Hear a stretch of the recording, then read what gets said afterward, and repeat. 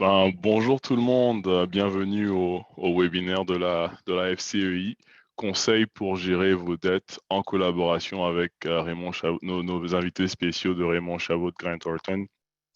Ceci est notre webinaire numéro 66.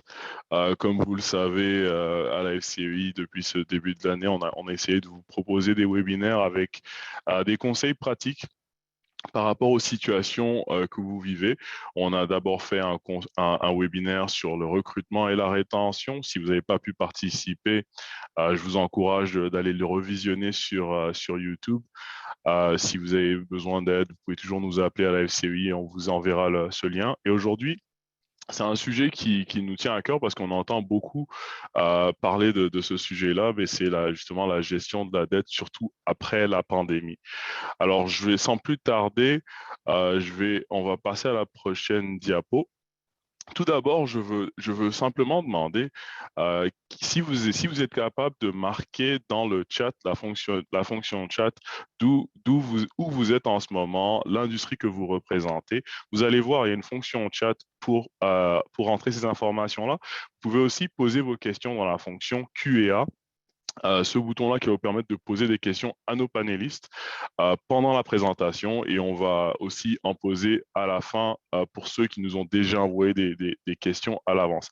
Alors, je m'appelle Jean-Marc Usher, je suis gestionnaire principal des ressources aux entreprises ici à la FCEI et je suis en présence aujourd'hui de mon collègue Jasmin Guénette, qui est vice-président des affaires nationales ici à la FCI. C'est Jasmin qui va au front pour représenter votre voix au niveau national, au niveau fédéral à Ottawa, justement pour pousser, pour avoir les avantages des PME.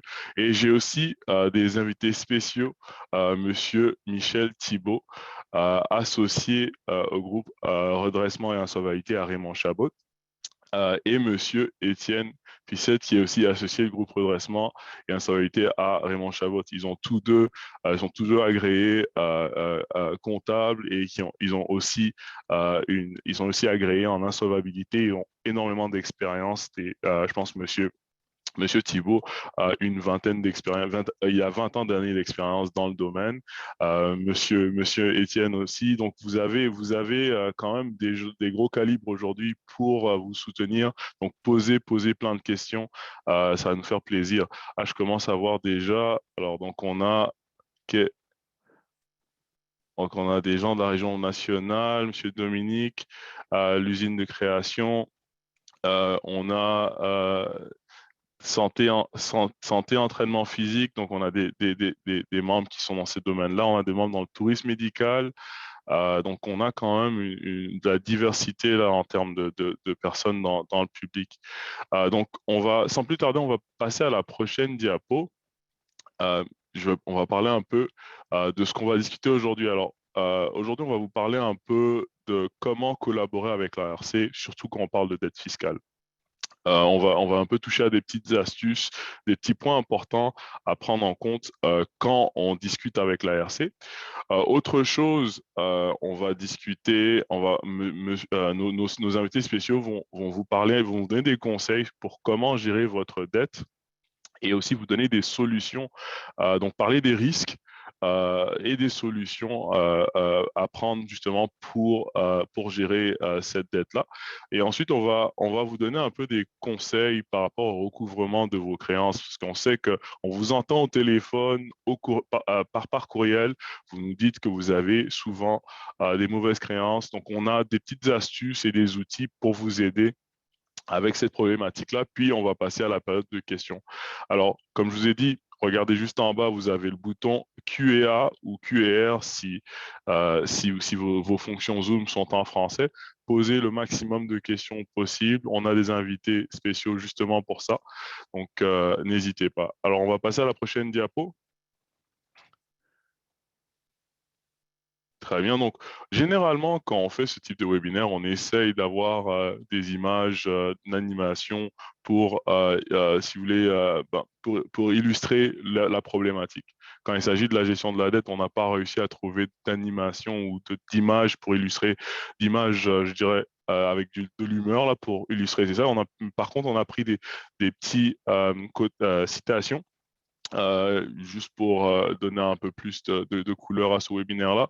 Mais on va passer à la prochaine diapo. Mon collègue Jasmin va vous présenter un peu là l'état de nos membres, l'état des PME par rapport à la problématique dont on parle. Donc, Jasmin, je te laisse la parole.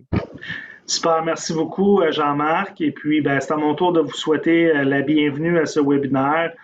On se parle régulièrement et donc c'est toujours un plaisir pour moi de participer, de partager de l'information avec vous. Depuis le début de la pandémie, vous le savez, on a le tableau de suivi de la santé des PME, qui est un tableau de bord qui, au fond, illustre l'évolution de la santé des PME depuis le début de la pandémie. Et puis, ce que vous avez à l'écran, là, c'est les données les plus récentes en date du 15 juin.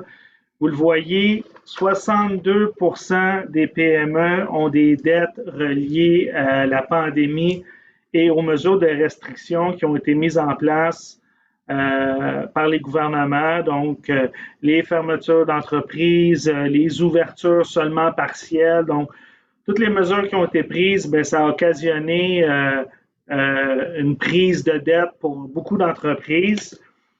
En moyenne, la moyenne à l'échelle canadienne s'élève à 160 000 $. Et donc, c'est une dette qui est très élevée. Puis ça, c'est juste pour garder les lumières ouvertes, là. Vous le savez, c'est juste pour une dette pour passer à travers la pandémie. Donc, en moyenne, 160 000 $ de dette, 62% des PME qui ont une dette en lien avec la pandémie. On fait beaucoup de représentations auprès du gouvernement fédéral qui assure beaucoup de ces prêts-là pour trouver des solutions pour alléger le fardeau de la dette des PME, assurer que les PME aient assez de temps pour rembourser ces prêts-là aussi. Donc, il y a une pétition sur notre site web, vous allez la trouver facilement. Signez la pétition. Ça nous aide beaucoup dans nos rencontres avec les élus pour montrer à quel point il y a un grand nombre de PME là, qui ont besoin d'aide au niveau de la gestion des dettes pandémiques. La pandémie a causé beaucoup de stress. Vous avez à l'écran là, le nombre d'entrepreneurs qui se disent encore aux prises avec un stress en lien avec la pandémie. Puis la troisième donnée que vous avez à l'écran, ça vous montre là, que 54% des PME canadiennes ont toujours des revenus sous la normale. Donc, quand on dit revenus sous la normale, c'est des revenus qu'on peut comparer aujourd'hui à ce qu'on avait comme revenus avant la pandémie. Puis là, le taux de chômage est bas, les restrictions ont été levées, on pense que ça roule à plein régime et que ça va bien et tout, mais ce n'est pas le cas pour un très grand nombre d'entreprises. Comme vous le voyez, plein d'entreprises ne sont pas revenues à un niveau de revenu normal.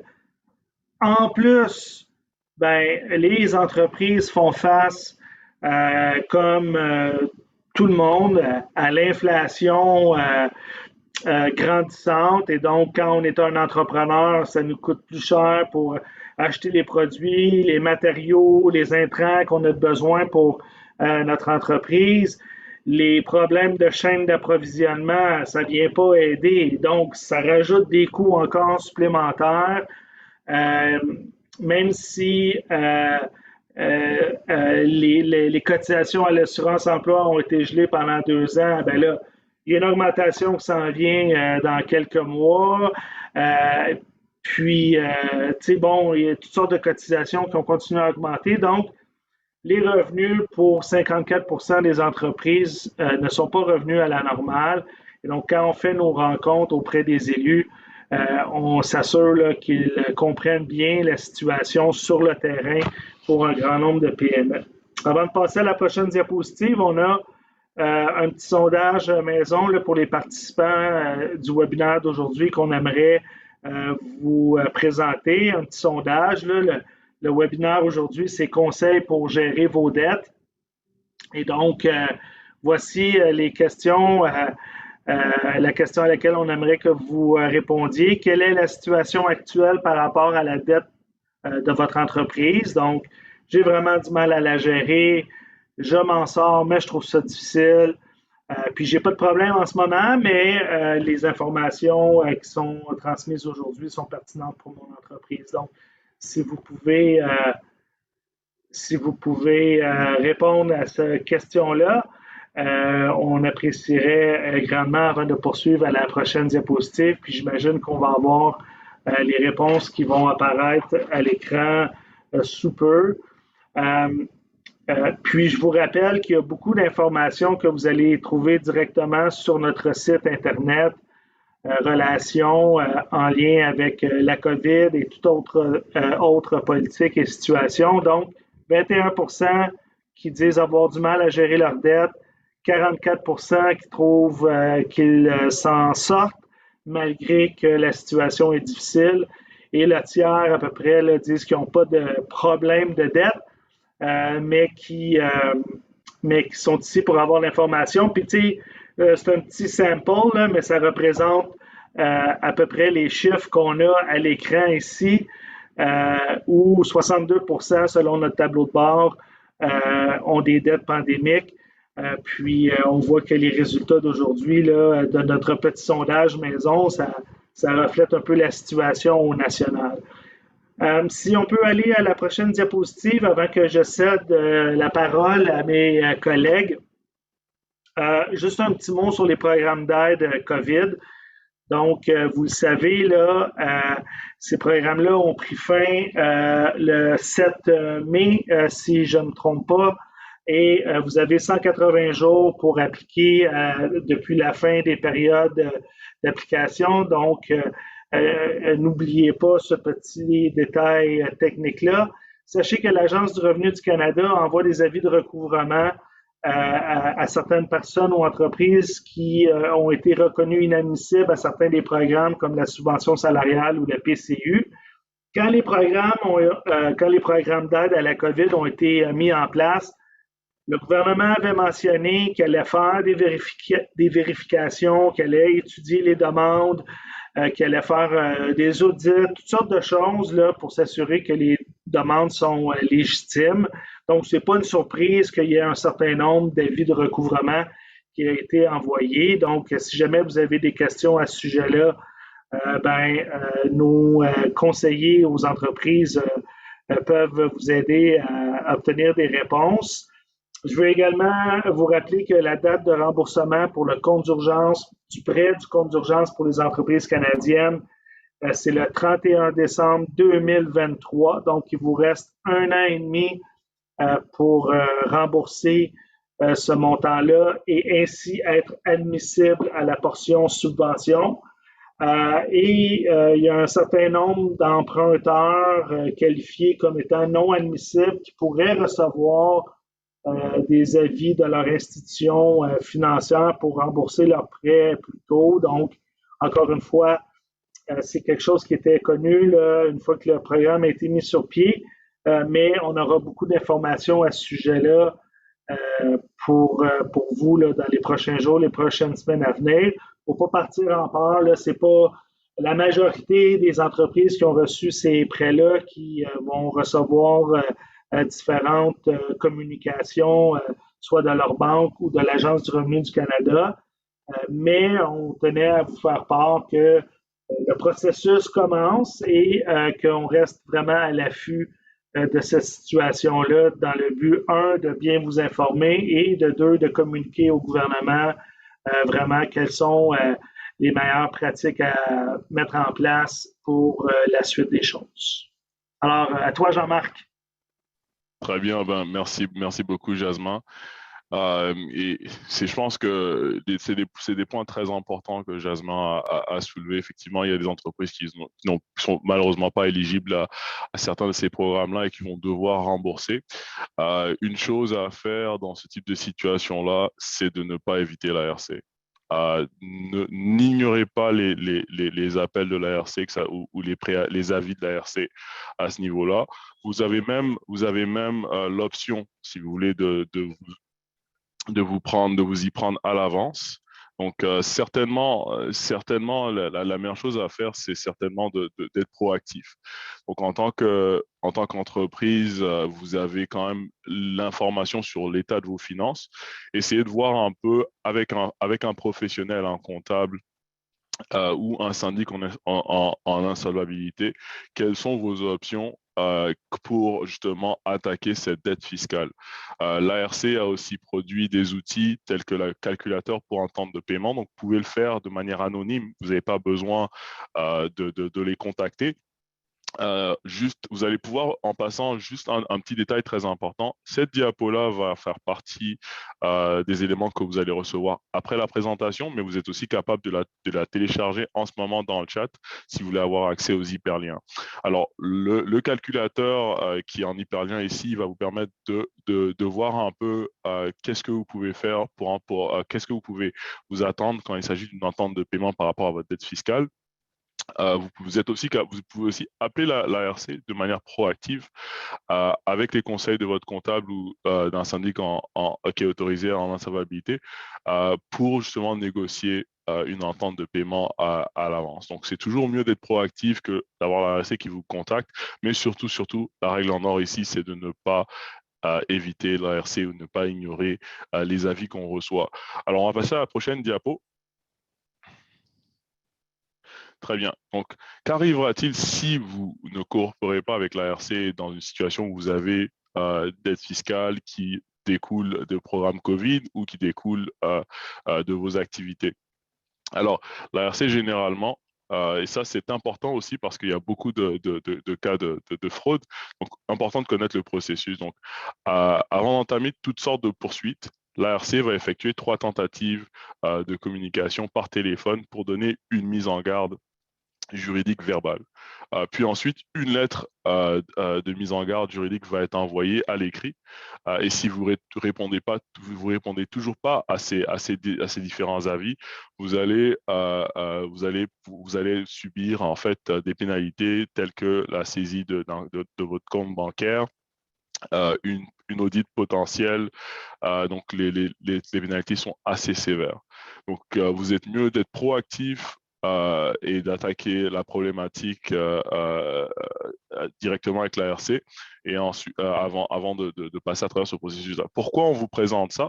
Parce que pendant plusieurs années, moi, en tant que conseiller aux entreprises, même gestionnaire, nos équipes ont eu à entendre des histoires d'horreur de personnes qui se sont fait arnaqués par des fraudeurs. Donc, l'ARC ne va jamais vous demander, si vous voulez, de payer votre dette fiscale à travers des cartes cadeaux Android ou Apple. Ça n'existe pas, ils ne le font pas.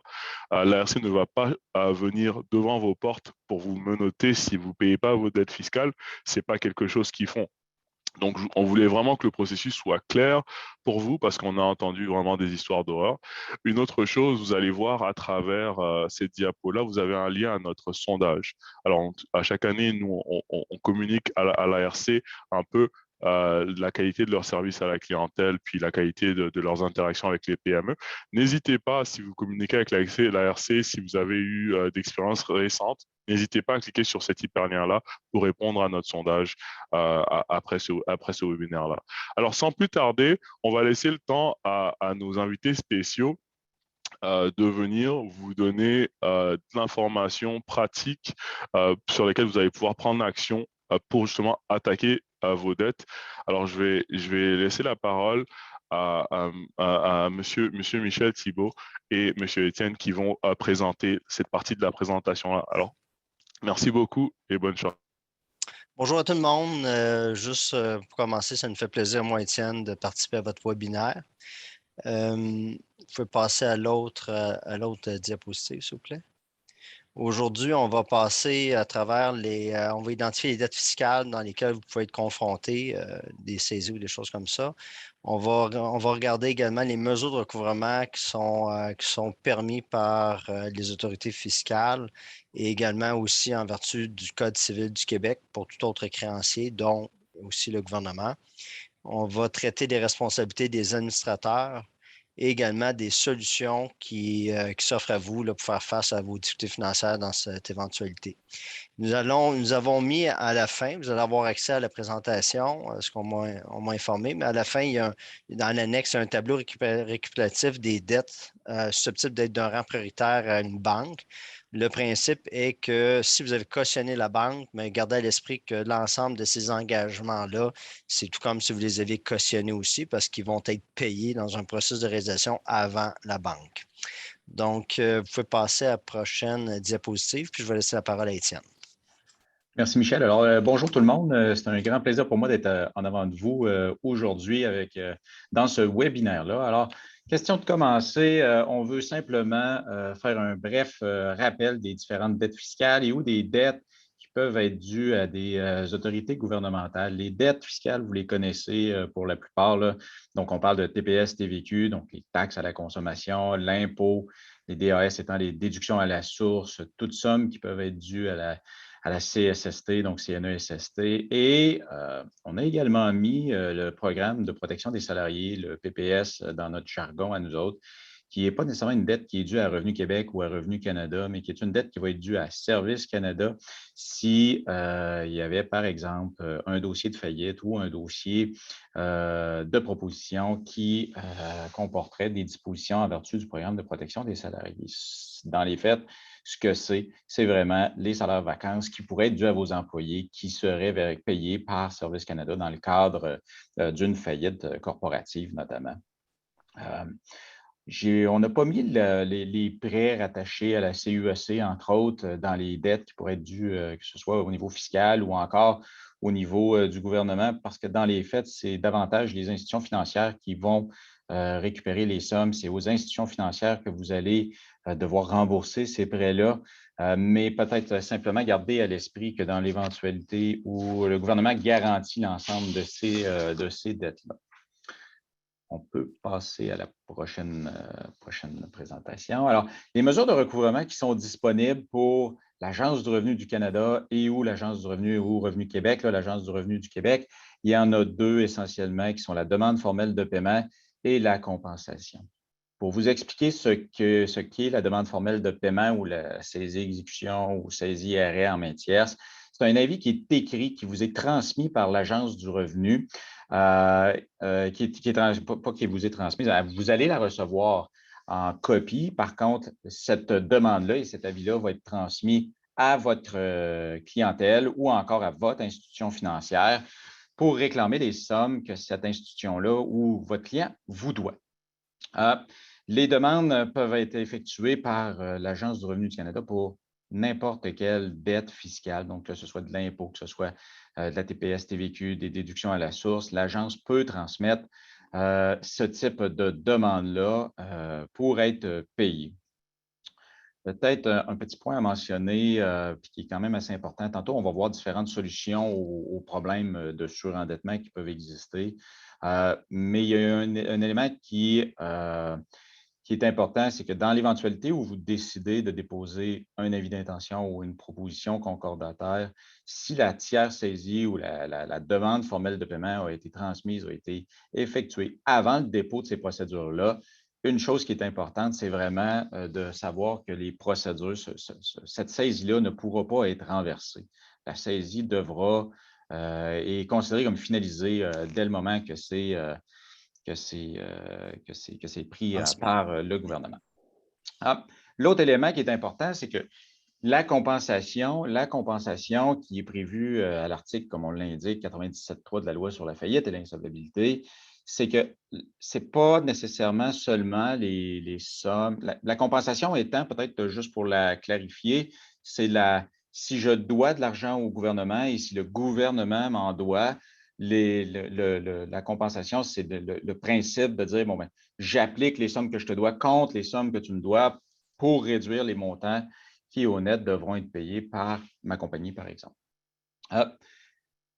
Cette compensation-là, elle existe et elle est très large parce qu'on parle de compensation avec l'ensemble des différents services qui sont fournis par l'État, donc que ce soit les écoles, les hôpitaux, le transport. Si vous avez des sommes à recevoir de ces différents services-là, mais avant que le gouvernement décide de rembourser des sommes, ils vont appliquer les dettes que vous devez à l'encontre du paiement pour réduire le paiement qu'ils vont devoir vous payer pour être certains, eux, de leur côté, d'obtenir le paiement des sommes qui leur sont dues.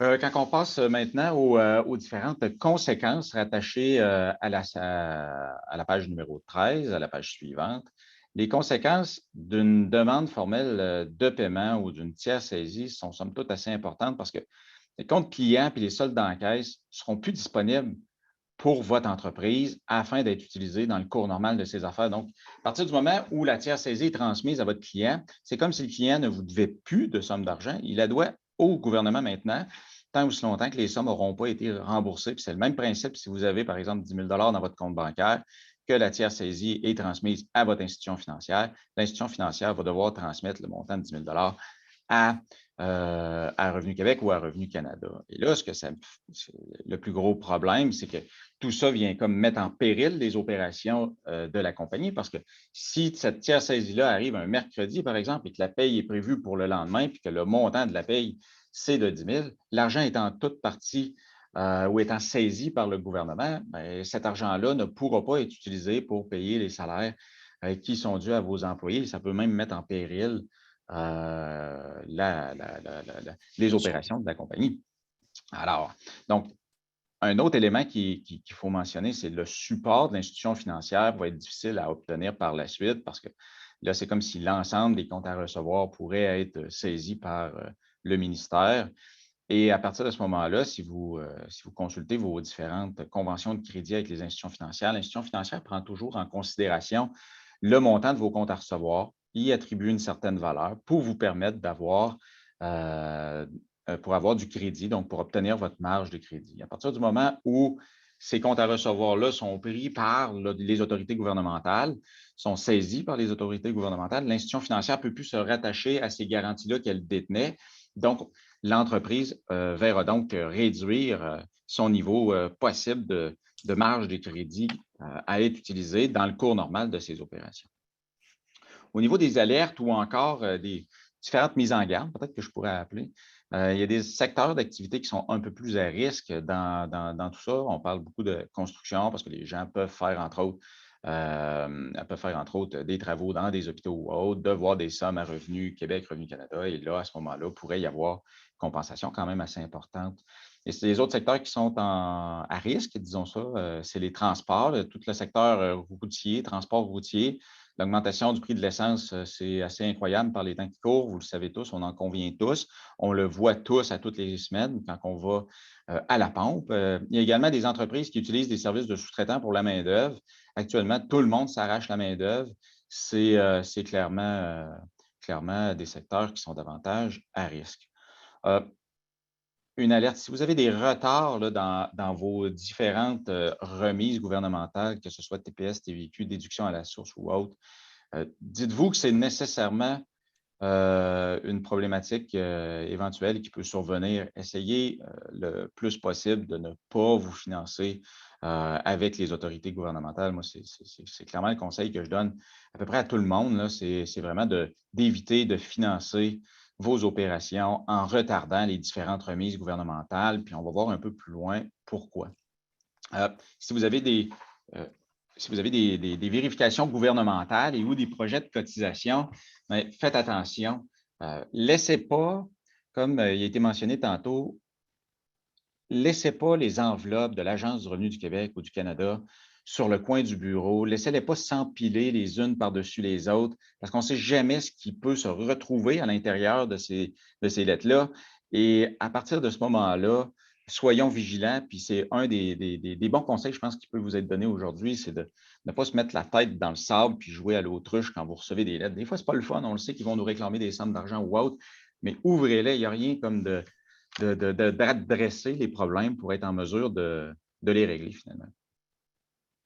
Oui, justement, Étienne, on avait une question là-dessus avant le webinaire. C'était comment parler en fait avec Revenu Québec quand il s'agit de ces arriérés-là, comment les approcher? Est-ce que tu aurais, je sais que vous avez de l'expérience là-dedans, est-ce que tu aurais des astuces à partager à nos membres? moi, parler avec l'Agence du revenu du Canada, il faut le faire avec, et au Québec, il faut le faire avec le plus de transparence possible. Il faut être en mesure d'établir exactement, bon, oui, faire le constat. Quand est-ce qu'on va leur parler? On va leur parler plus tôt que tard. Donc, ce qu'on veut, c'est être en mesure de prendre les devants. Ça a été mentionné tout à l'heure, je pense. Il faut vraiment être en mesure d'aller de l'avant, parler avec l'Agence du revenu du Québec, avec l'Agence du revenu du Canada, avant qu'eux autres-mêmes nous appellent. Surtout si vous avez déjà, par exemple, des ententes de paiement qui ont été prises. S'il arrive une situation où est-ce que c'est totalement impossible de payer un chèque tel mois pour une raison quelconque, il n'y a rien comme de les appeler pour dire, il y a cette situation-là, je ne me cache pas, c'est pas que je ne veux pas vous payer ou autre, mais là, il y a une situation que je ne contrôle pas. Et donc, à partir de ce moment-là, il faut s'assurer de prendre les devants avec eux autres. Je ne sais pas si, Michel, tu as quelque chose à rajouter là-dessus. Moi, je dirais juste que les gens, s'ils n'ont pas déjà d'entente, mais préparer un budget pour pouvoir négocier une entente avec une capacité de payer. Donc, une fois qu'on a une entente, une capacité de payer, on sait qu'on va être capable de la réaliser. Puis après ça, c'est de suivre l'entente. Exact. Donc, un peu comme, puis si je reviens aux différentes alertes, là, aux différentes alertes, excusez-moi, si vous avez des saisies de compte bancaire ou autre, puis vous recevez vos avis, faut les ouvrir, ces avis-là, parce que vous ne savez jamais vraiment ce qui peut être dans les différentes lettres ou autres que vous recevez de Revenu Canada et de Revenu Québec. Et dans les faits, normalement, vous devriez normalement avoir reçu plusieurs avis. On parlait tantôt d'appels téléphoniques, on parlait d'avis écrits. La tierce saisie n'est pas le premier élément qui va être pris qui va être effectué par Revenu Québec ou Revenu Canada afin de récupérer les sommes qui leur sont dues, mais attendez pas qu'il soit trop tard. Si vous commencez à avoir un peu trop de retard dans les sommes que vous devez aux autorités gouvernementales, soit vous prenez le taureau par les cornes, appelez un conseiller quelconque, appelez une personne comme Michel et moi pour être certain de voir et de mettre en place la meilleure solution possible pour vous autres. Prochaine diapo. Là, ce que vous avez vu avec Étienne, c'est la première étape des mesures de recouvrement. Changez de diapositive, s'il vous plaît. Donc, le gouvernement peut faire des saisies en main tierce, peut faire de la compensation, mais au-delà de ça, si l'entreprise ou l'entrepreneur décide en quelque sorte, se mettre la tête dans le sable, comme Étienne a parlé, ou dilapider ses biens ou transférer ses biens à une valeur moindre que la juste valeur marchande, mais le gouvernement a des pouvoirs. Et des pouvoirs là, vraiment qui lui sont conférés en vertu de la loi de l'impôt, autant au Québec qu'au fédéral. Et seulement le gouvernement qui peut utiliser ces articles de loi-là. On l'appelle le 161 pour fédéral, 14.4 Québec. Mais essentiellement, le bénéficiaire du bien qui reçoit est responsable de la dette du donateur jusqu'à concurrence de la différence entre la juste valeur marchande du bien reçu et le montant qu'il a payé. Donc, un exemple bien simple, c'est un entrepreneur doit de l'argent à ses impôts personnels. Il décide de transférer la maison à sa conjointe. La maison vaut 300 000. Il y a une hypothèque de 200 dessus. Il la transfère pour l'équivalent de l'hypothèque. Donc, il confère un avantage à sa conjointe de 100 000 S'il doit 100 000 et moins, la conjointe est responsable de la vie de cotisation. S'il doit 200 000 la conjointe est responsable jusqu'à concurrence du 100 000 au niveau de Revenu Canada, Revenu Québec. Et le problème qu'on peut survivre, c'est qu'il peut y avoir double cotisation, autant au niveau fédéral que Québec. Normalement, les gens, les paliers gouvernementaux vont finir par s'entendre pour dire qu'on ne peut pas payer deux fois, mais il y a une complexité au dossier, puis ça prend 2 fois plus de temps, puis des fois, ça prend des avocats pour arriver à négocier puis régler ça. Donc ce n'est pas vraiment une bonne solution. On appelle ça un peu un cadeau empoisonné de transférer des actifs pour essayer de se protéger contre les gouvernements. Donc, il va finir toujours par rapatrier les biens dans votre patrimoine d'une façon ou d'une autre. Donc, c'est de faire face à la situation, puis prendre des ententes ou régler par une proposition ou éventuellement une faillite dans le pire des situations, mais c'est certainement pas de transférer les actifs. Et des exemples d'applications qui sont vraiment larges. Un dividende versé, une entreprise insolvable, toujours mieux de rémunérer ses actionnaires comme salariés, non pas comme dividendes. Parce que même si l'entrepreneur ne prend pas de salaire, mais se décide de se payer en dividendes, mais c'est considéré comme un don. Et là, à ce moment-là, l'entreprise est débiteur fiscal. Elle a fait un don à l'entrepreneur, au dirigeant, et le dirigeant, il peut être passible de rembourser ces sommes-là, même si pour lui, c'était considéré comme du salaire. Donc, c'est vraiment important, quand on est dans une situation d'insolvabilité, de se traiter comme un salarié, même si ça coûte peut-être plus cher au niveau fiscal. Un transfert d'achalandage, quelqu'un qui décide de transférer les opérations dans une autre compagnie, mais la nouvelle compagnie peut être poursuivie jusqu'à la connaissance de la valeur. C'est difficile à déterminer la valeur de l'achalandage, mais le gouvernement peut déterminer une valeur, puis c'est à vous après ça à contester la valeur qui est établie. J'ai parlé tantôt transfert d'une maison au conjoint ou à conjointe, puis même ça pourrait même aller jusqu'à renonciation à une succession, alors qu'on sait qu'on peut hériter de plusieurs milliers de dollars.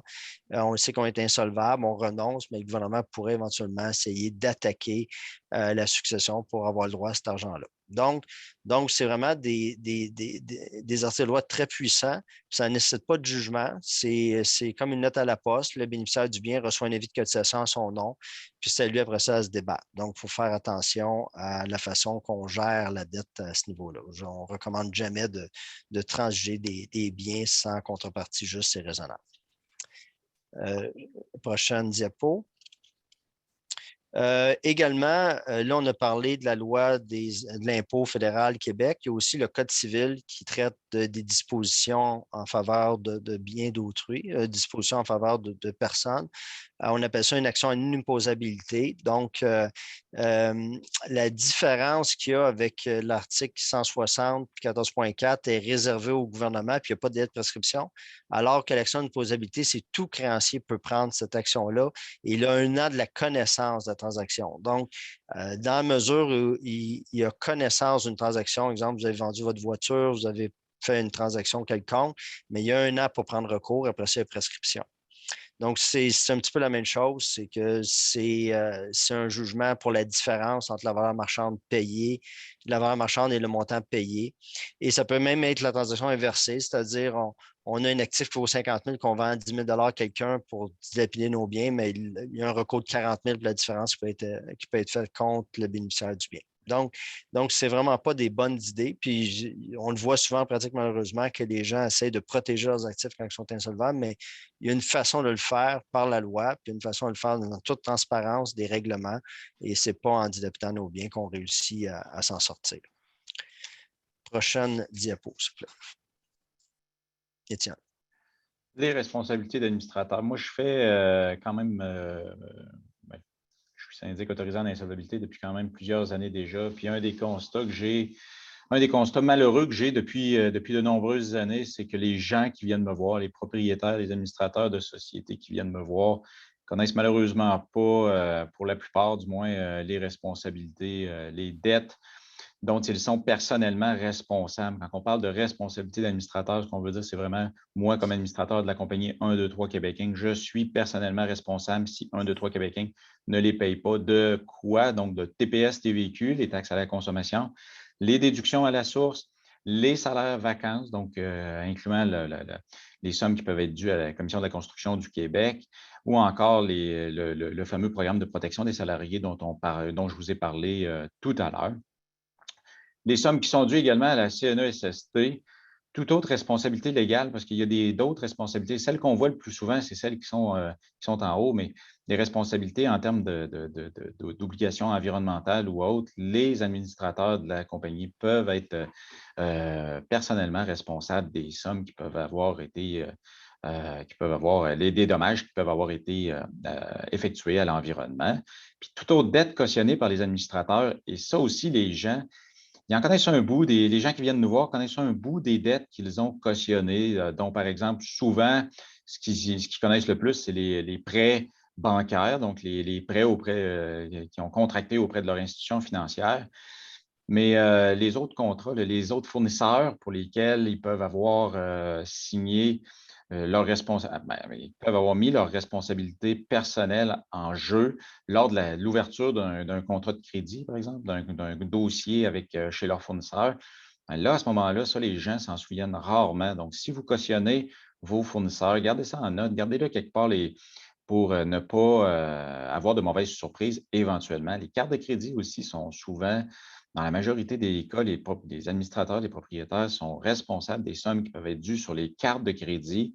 De même que votre bail, souvent, il va y avoir des clauses dans les baux. Ce n'est pas dans tous les baux, mais souvent, il va y avoir des clauses dans les baux où est-ce que vous vous portez personnellement responsable des sommes qui peuvent être dues aux locataires.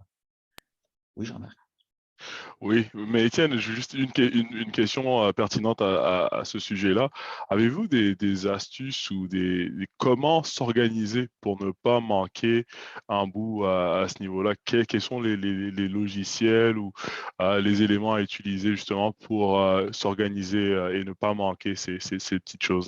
Ces différents paiements-là. Donc, peut-être qu'au niveau, par exemple, salaire, vacances, déduction à la source, des fois, de mettre en place un service de paye, ça peut être une option, somme toute, peu onéreuse, mais qui peut éviter beaucoup de problèmes, là, parce que les remises à la source sont effectuées directement par le service de paye.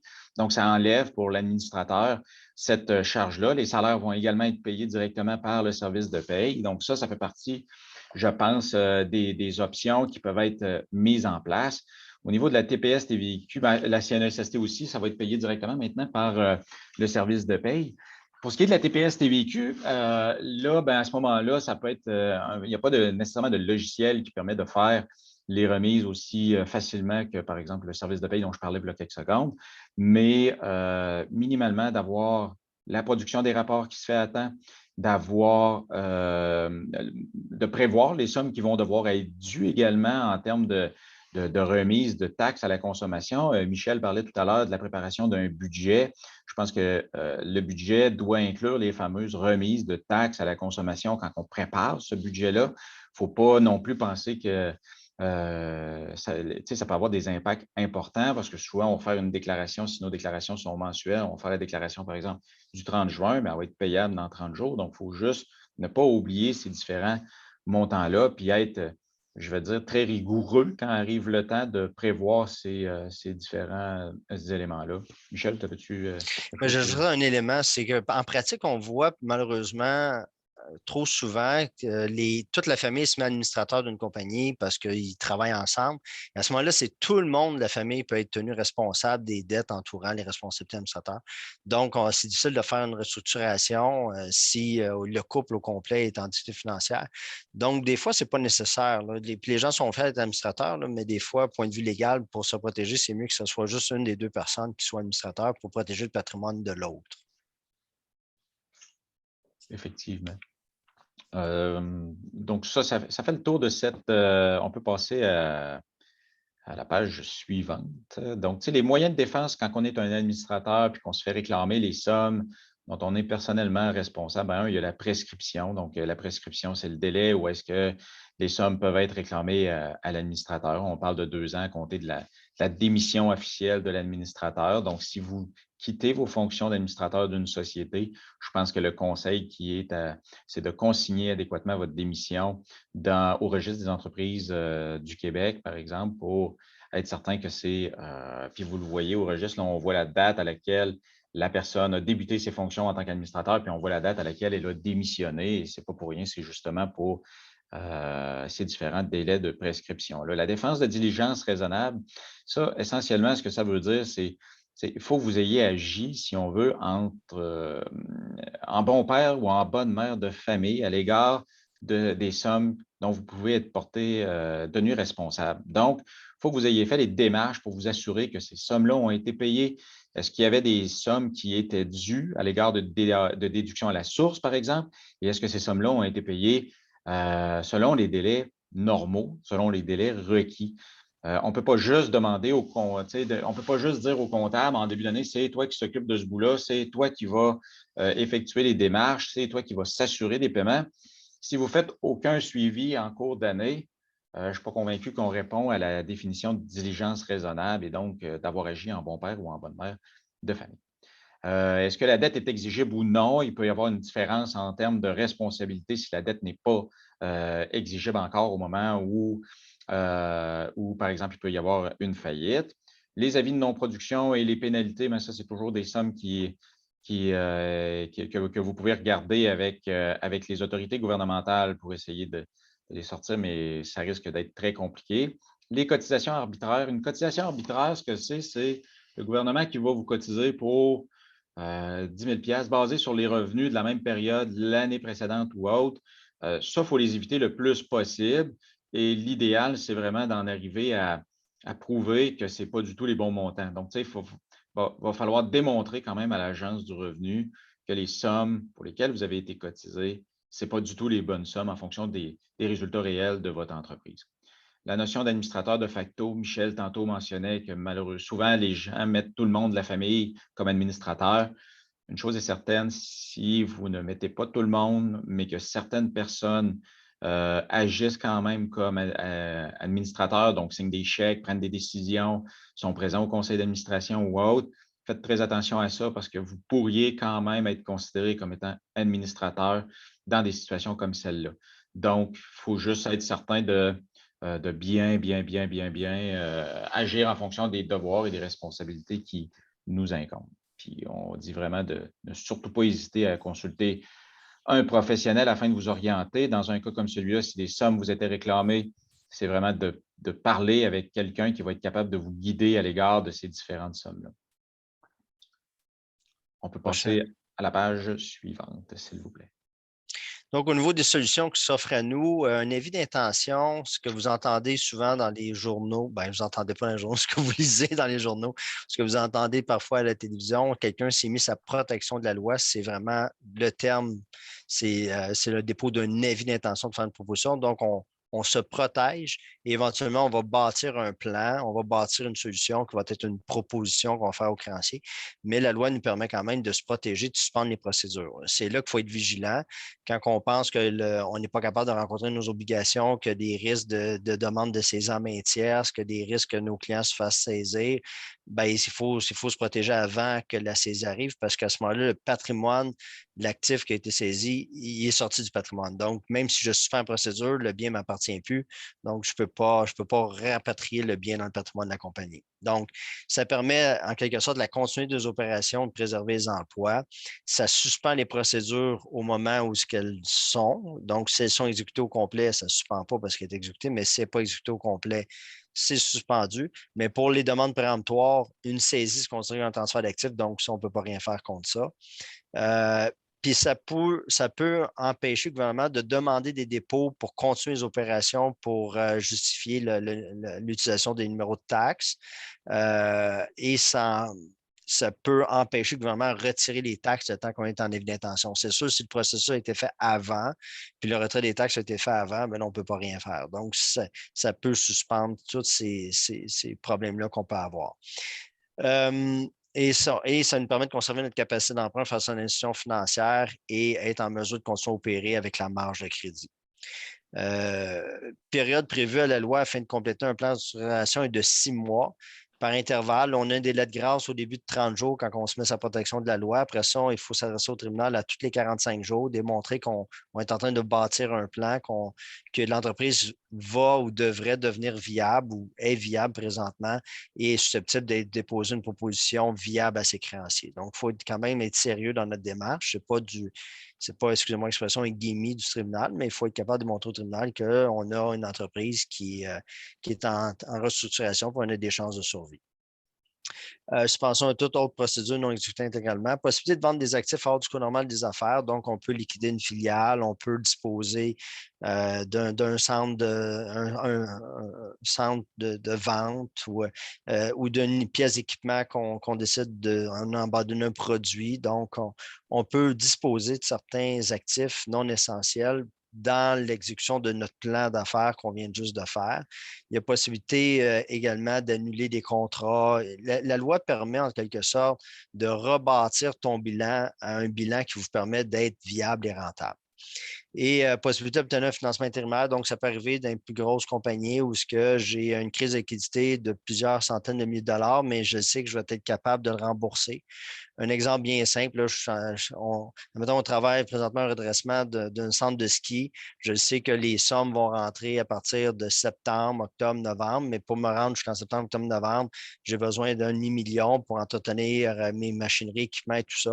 Mais je peux obtenir un prêt intérimaire qui va me permettre de rendre là, puis après ça, faire exécuter mon plan, c'est viable. Puis également, il peut y avoir une possibilité d'obtenir une charge prétable aux administrateurs, ce que Étienne a parlé tantôt, des responsabilités, salaires, vacances et tout ça.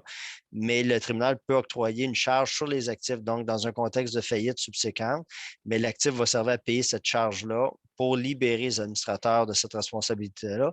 Par contre, souvent, c'est pour les dettes subséquentes au dépôt d'avis d'intention et non pas pour combler ce qui était dû avant. Mais ça permet justement à l'entreprise de conserver ses administrateurs dans leur rôle pour justement faire une restructuration. Sinon, tous les administrateurs démissionneraient. Donc, la loi nous permet vraiment de protéger l'administrateur à une date donnée.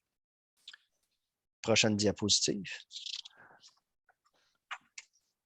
Et là, on va parler de la proposition.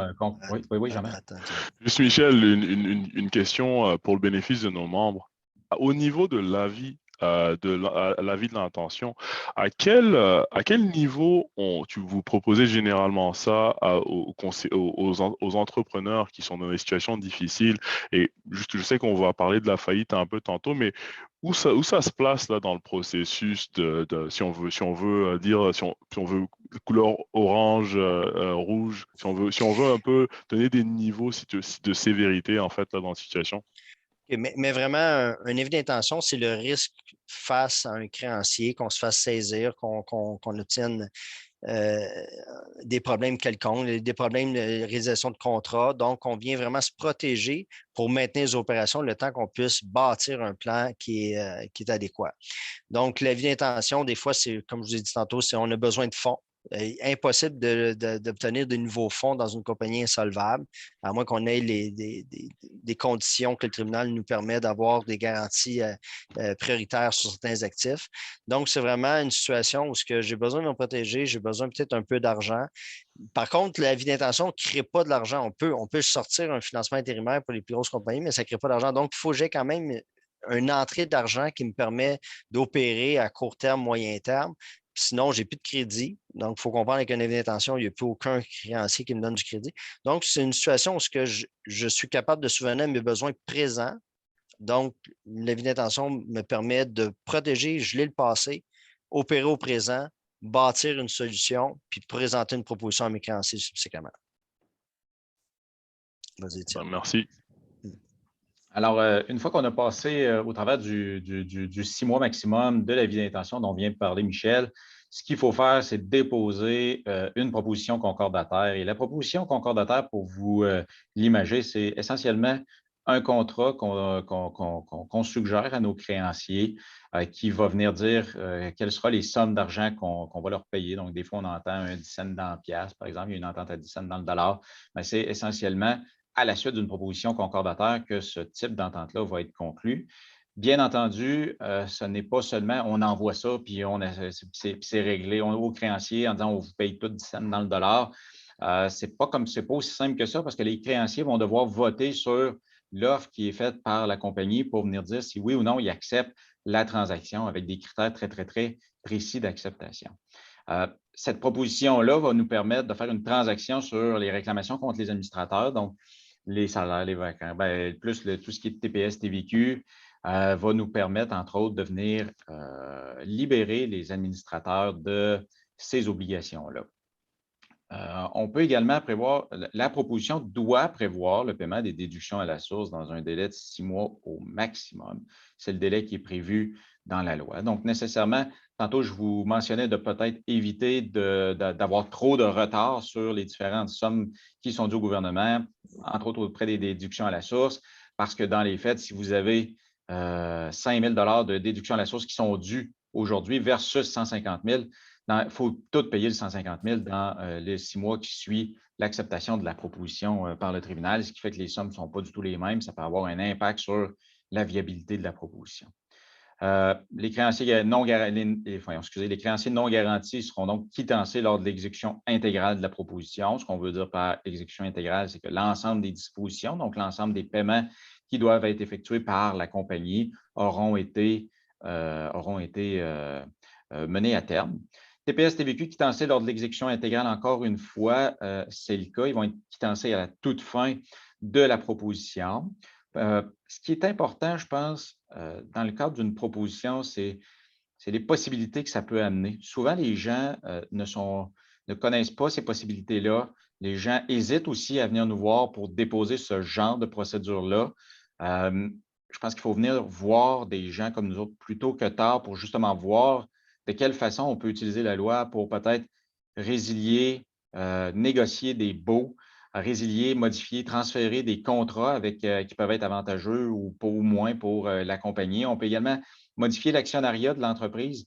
Il y a des dispositions dans la loi sur la faillite qui prévoient que je peux modifier l'actionnariat de la compagnie. Ça permet, comme Michel l'a dit, via notamment un financement temporaire, d'amener des nouveaux capitaux, mais on peut aussi aller chercher des nouveaux actionnaires à l'intérieur d'une proposition concordataire. Donc, c'est pour ça que je dis les gens doivent venir nous consulter plus rapidement, plus tôt que tard, pour que l'ensemble des possibilités et des options qui s'offrent à eux autres, bien, qu'on puisse voir exactement ce qu'on peut utiliser ou moins utiliser. Donc, c'est vraiment du cas par cas. Puis, il faut éviter d'être trop amoché, si on veut, au niveau financier, pour que le dépôt d'un avis d'intention puis d'une proposition soit la solution, je vais dire, adéquate pour la compagnie. J'ajouterais, Étienne, juste souvent, ce qu'on voit en pratique, c'est l'entrepreneur va tout mettre ses fonds personnels jusqu'à la dernière scène avant de venir nous voir. Et idéalement, c'est tout le temps plus facile quand il nous reste un peu de sous à investir dans la compagnie parce que le plan va il va faire payer les achats COD. Des fois, on a des déboursés, on a des décaissements plus importants au début. Donc, si l'entrepreneur, il reste une capacité d'injection, il le fait au moins dans l'intermédiaire d'un plan et non pas tout simplement avant puis qu'il perd tout son argent avant qu'on fasse un plan. Ça fait le tour, on peut passer à la page suivante. Prochaine diapo, c'est l'option de dernier recours. La faillite, si on n'a pas d'autre, s'il n'y a pas de possibilité d'avoir un plan viable, on a perdu notre ligne d'affaires, on n'a pas le chiffre d'affaires suffisant, on a perdu nos employés, en tout cas, il peut souvent y avoir plein de problèmes où il n'y a pas de viabilité. À ce moment-là, c'est vraiment la faillite. La faillite, ça ferme les registres. Vous n'avez plus de problèmes administratifs. Une compagnie qui n'est pas en faillite mais insolvable, vous gardez tous vos problèmes administratifs là, avec une faillite, c'est le syndic qui s'occupe de ça. Il y a un changement d'ordre de colocation. L'annexe qu'on vous a mis à la fin de la présentation, ça dit que dans un contexte de faillite, l'ordre peut changer, comme la TPCQ devient un créancier ordinaire et tout ça. Je vous invite, c'est complexe. Vous pouvez toujours nous appeler pour les consultations, on va vous expliquer. Mais la faillite va venir interagir sur qui est payé en premier et qui n'est pas payé en premier. Donc, ça peut avoir un impact sur les administrateurs, ses cautionnements et ses responsabilités personnelles. Peut prévoir une continuité à la suite de la vente des actifs. Donc, ça peut arriver des fois qu'une proposition, ce n'est pas possible, mais qu'on est capable on appelle ça un flip, là, on est capable de disposer des actifs à un tiers qui, lui, est capable d'opérer l'entreprise à profit avec les nouveaux contrats qui signent. C'est tout en fait avec l'accord des créanciers ou du tribunal. Il n'y a rien qui est fait en cachette là-dedans. Donc, ça demeure un processus transparent. Puis ça peut même être vendu à une personne liée avec l'autorisation du tribunal en autant que le syndic est capable de démontrer le processus qu'il a mis en place pour solliciter les offres, puis qu'après son processus, la meilleure offre reçue, ça demeure une personne liée. Puis il faut faire attention, l'acheteur, lui, même il est de bonne foi, il peut être tenu responsable des salaires, vacances, préavis de départ parce qu'il devient un employeur successeur. Donc, un acheteur qui occupe le même endroit, qui fait le même produit, les mêmes clientèles, mais est susceptible d'être poursuivi. Donc, souvent, l'acheteur va baisser son prix d'achat pour considérer ce qui pourrait lui coûter à ce moment-là.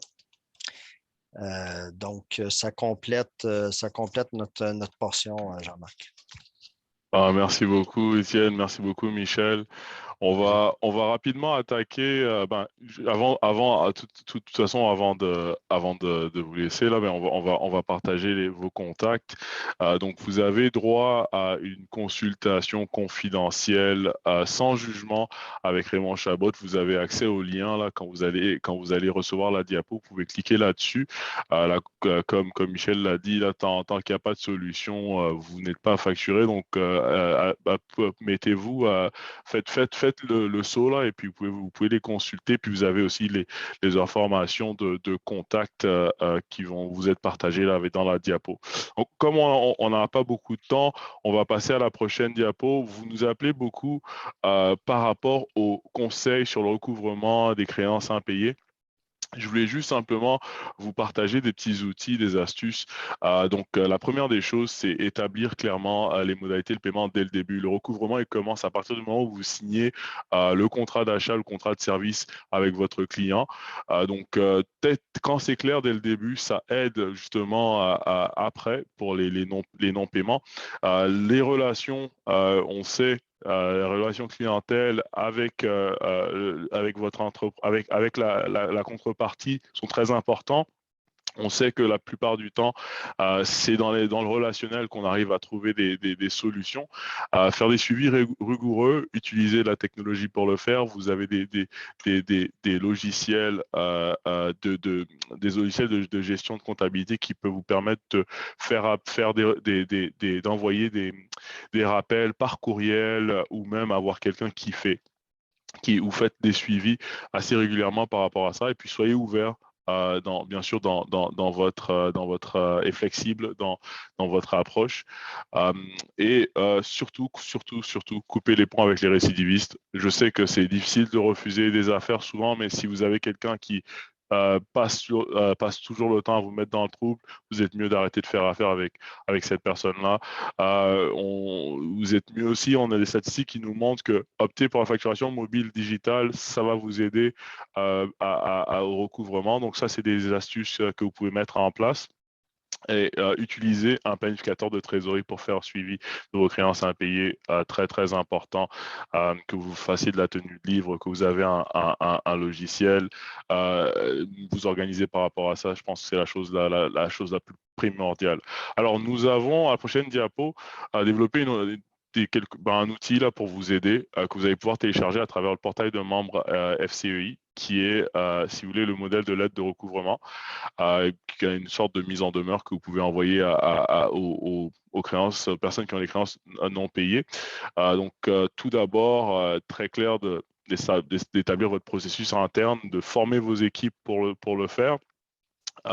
Vous pouvez faire appel aussi à des avocats pour vous aider à travers ce processus-là. Donc, je vous invite à aller télécharger notre modèle à travers votre portail de membres. C'est un gabarit que vous pouvez utiliser là pour vos clients, pour les factures non payées. C'est vraiment ça fait partie de votre adhésion FCEI, donc c'est complètement gratuit. Étant donné qu'on n'a pas beaucoup de temps, on va passer à la prochaine diapo.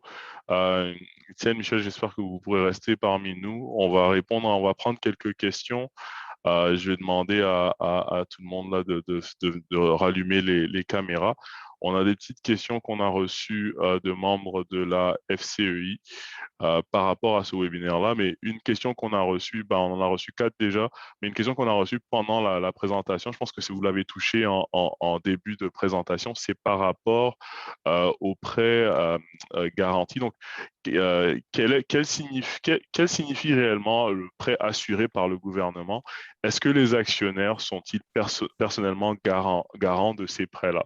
Je pense un peu à des prêts que les gens ont pu recevoir pendant la COVID, là, à travers la BDC ou d'autres institutions gouvernementales. C'est des prêts qui sont assurés par le gouvernement, mais est-ce que les actionnaires, dans un cas où il y a un non-paiement, sont eux garants de ce genre de prêts-là?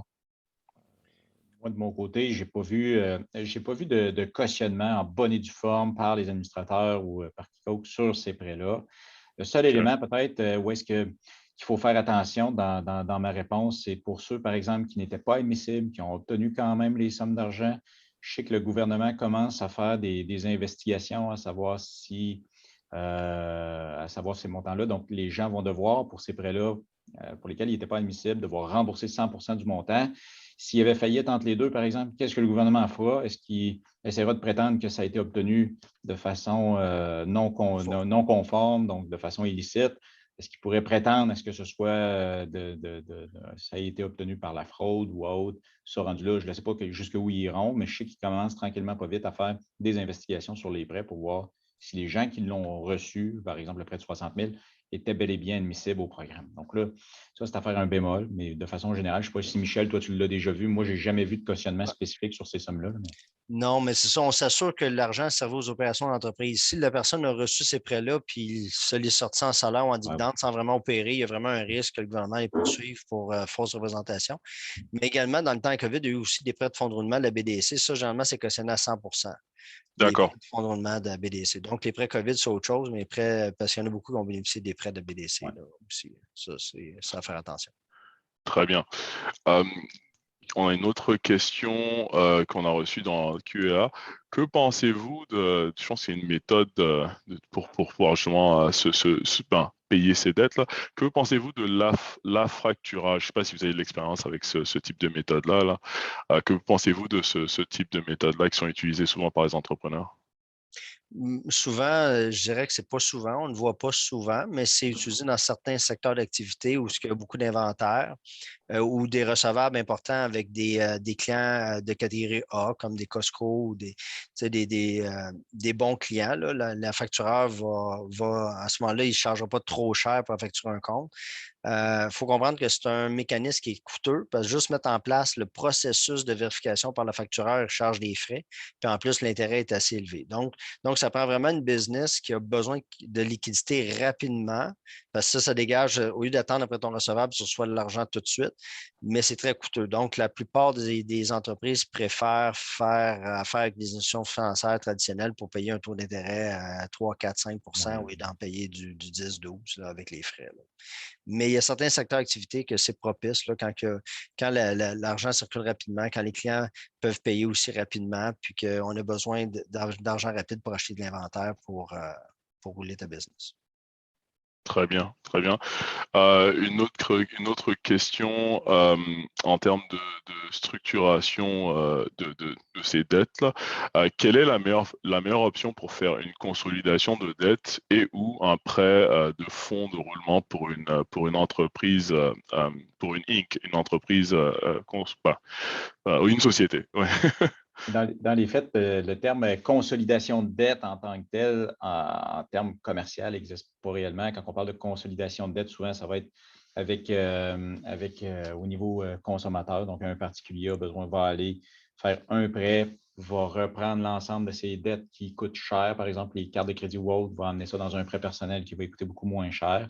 En termes de commercial, ça va être davantage une proposition qui va venir réduire le total de ses dettes, donc la proposition concordataire dont je parlais tantôt. Rien n'empêche préalablement de voir s'il n'y a pas possibilité d'aller chercher un financement à moindre coût, mais souvent le dossier de la compagnie ou autre va avoir été un peu amoché. Ce ne sera pas nécessairement si évident que ça d'aller chercher un prêt supplémentaire pour régler d'autres dettes et non pas pour réinjecter dans le fonds de roulement de la société. Très bien. Puis une dernière question, nous avons, peut-être que ça va être quelqu'un qui va faire appel à vos services. Notre entreprise commence à faire du profit et les impôts faramineux que nous devons payer deviennent des dettes. Quoi faire dans ce type de situation-là? Ça roule, mais on a quand même le risque fiscal qui se présente. Donc, quelles sont les meilleures astuces que vous pouvez partager? J'imagine que ça va prendre une consultation dans une situation comme ça, mais bon. Ben non, c'est l'impôt, il faut comprendre, c'est dessus les profits qu'on fait, non pas sur les revenus. Donc, l'entreprise, normalement, qui génère des profits a la capacité de payer ses impôts. C'est juste de le prévoir dans un budget. C'est environ entre 20 et 25 dépendamment des types d'entreprise. Mais l'entreprise, la première année qu'elle fait des profits, il n'y a pas d'acompte provisionnel, mais dès l'année suivante, elle doit verser les acomptes provisionnels pour couvrir l'équivalent des impôts l'année d'avant. Donc, normalement, il n'y a pas de surprise. Elle met de côté son argent. Mais si c'est sa première année de profit ou première année d'opération, mais si elle estime, mettons, ses profits à 100 000 mais c'est essayer de mettre 20 000 tout au long de l'année de côté dans un compte distinct pour être sûr d'être en mesure de payer ses impôts à la fin de l'année. Très bien, très bien. Ben, on est un peu à court de temps là, mais je ne sais pas si vous avez du temps pour quelques autres questions. Oui? Oui. Oui, ok, d'accord. Donc, on a une autre question. Comment améliorer sa cote de crédit? Ça, c'est des questions qui viennent souvent en cote de crédit d'entreprise. Les nouveaux entrepreneurs qui commencent ne savent pas trop comment s'y prendre avec ça. Avez-vous des astuces ou de l'expérience avec ça? Est-ce que tu vois, Étienne? Je peux y aller, effectivement. Mais dans les faits, là, pour améliorer sa cote de crédit ou autre, ce qu'il faut, c'est payer nos dettes aux échéances prévues. Donc, on a une carte de crédit corporative, il y a un paiement qui est dû le 15 juin, payons le 15 juin. Il y a un autre paiement qui est dû le 16, payons le 16, etc. L'utilisation de la marge de crédit, on parle même de code de crédit au niveau personnel. Là, mettons qu'on se rend au niveau personnel, c'est vraiment, n'utilisez pas 100% du crédit qui vous est accordé.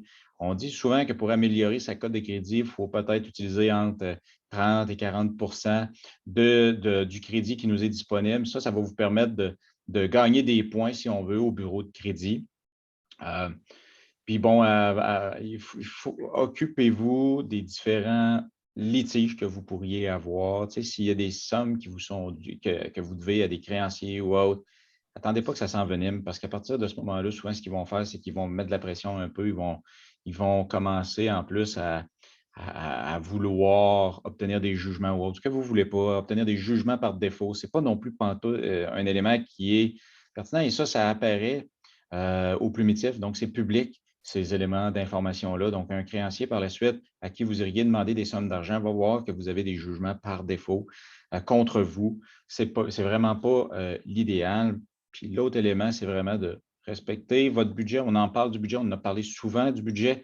On pourrait en reparler encore facilement pendant 1 heure ou 2, mais le budget est un élément crucial quand on veut s'aider, aider sa compagnie à passer au travers, que ce soit d'une crise de surendettement ou de liquidité. Le budget est hyper important et primordial à respecter.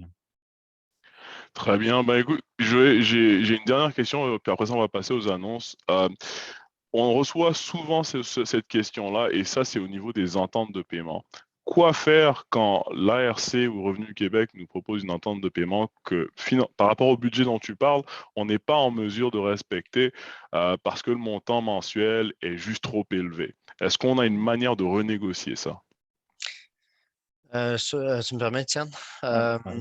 Mais c'est sûr que toute entente de paiement doit être basée sur la capacité de payer. Sinon, on va payer pendant 2 ou 3 mois, puis ça ne donne rien. Donc, on dit à nos clients de vraiment regarder sa capacité de payer, se garder une marge de manœuvre, offrir ce montant-là. Et également, dans la capacité de payer, il faut en avoir assez pour pas juste satisfaire, exemple, l'Agence de Revenu Canada, mais aussi le MRQ ou tout autre créancier qui. Donc, dans la mesure où on a une capacité de payer des ententes qui satisfait tout le monde sur une période, on le fait. Dans la mesure qu'on n'est pas capable, c'est tant mieux de faire une proposition dans laquelle on lie l'ensemble des créanciers avec un seul paiement, puis le paiement est basé sur ma capacité de payer. Et là, le gouvernement, il a des capacités d'accepter des règlements plus bas. Parce que, hors contexte de proposition faillite, c'est 100% des droits, puis on essaie de négocier intérêt-pénalité. Mais dans un contexte de situation d'insolvabilité, en utilisant la loi de la faillite d'insolvabilité, puis des propositions concordataires, le gouvernement peut accepter un 10 sous, un 15 sous, un 20 sous en fonction de la réalité, puis des pouvoirs, le pouvoir de payer, la capacité de payer. Donc c'est à ce moment-là qu'on utilise la loi. Le fait qu'on utilise la loi, le gouvernement a beaucoup plus de latitude d'accepter une entente. Très bien. Merci Étienne, merci Michel, ce fut un régal. Merci d'avoir participé à ce webinaire-là. Si vous êtes membre de la FCEI, comme je dis dans la diapo, vous avez le lien pour vous booker une consultation gratuite. Donc, n'hésitez pas à le faire. On va passer à la prochaine diapo. Alors, webinaire Perspective économique qui est prévu pour le 21 juillet à 13 h. Inscrivez-vous, c'est avec notre économiste en chef, M. Simon Goudreau, qui va un peu parler de la perspective économique pour les années qui viennent. Et on a un concours Choisis PME. C'est pour vous dire un gros merci. On veut motiver les gens à choisir les PME quand ils vont faire leurs achats locaux. Vous avez dû recevoir un courriel qui a été envoyé le lundi 20 juin. Avec les détails du concours, vous pouvez aussi y participer et même potentiellement gagner 1000 piastres pour votre entreprise, 1000 $ pour votre entreprise. Alors, essayez allez voir dans le courriel, vous allez voir les détails là-dessus. Le concours commence le lundi 27 juin. Tout ça, c'est vraiment pour vous dire merci. Parce que la communauté des PME a vraiment tenu l'économie canadienne. On le sait, vous représentez plus de 90% de notre économie. Et vous avez passé 2 années de calvaire et on veut pousser, si vous voulez, les clients et les particuliers à acheter de manière locale dans leur PME et dans leur communauté. Alors, le concours commence le 27 juin, donc restez à l'écoute. On aura d'autres annonces à ce niveau-là. Donc, un gros merci. Encore une fois, on passe à la prochaine diapo. Si vous avez des questions, comme d'habitude, Notre service de ressources aux entreprises est là pour vous aider. Donc, c'est 1-888-568-2242. N'hésitez pas à nous appeler ou le 1-888-234-2232. Vous allez pouvoir parler à un conseiller ou une conseillère aux entreprises et on pourra répondre à votre question. Merci encore une fois pour votre patience. On est allé un peu au-dessus du temps, mais passez une très bonne journée et on se revoit à la prochaine édition de notre webinaire.